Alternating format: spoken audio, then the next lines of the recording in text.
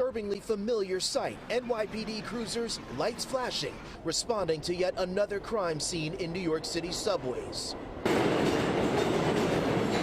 This time it was a physical fight during Thursday morning's rush hour, involving 2 passengers and 1 samurai sword on board the A train as it approached Manhattan's Chambers Street station.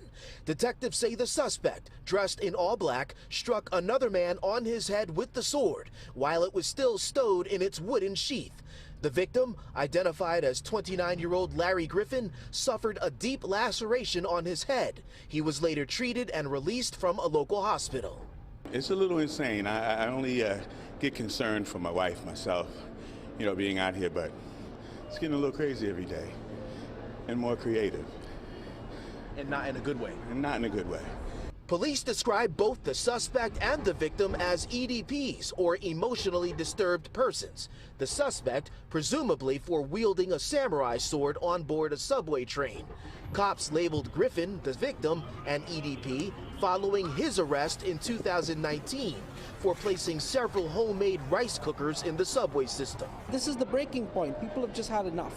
The president of subway rider advocacy group Passengers United says this latest incident underscores the need to address a mental health crisis plaguing the subway system. When I last spoke to you, I said we needed 400 social workers. What I've been begging the elected officials is, they keep telling me, oh, it's okay for the homeless to sleep on the subway, maybe for one day.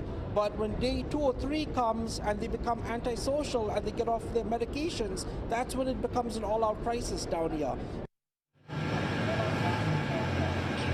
And just to be clear, it is illegal to bring a samurai sword on the subways. The suspect's still on the loose. If you have any information about this incident, you're asked to call the Crime Stoppers hotline. That number, 1-800-577-TIPS.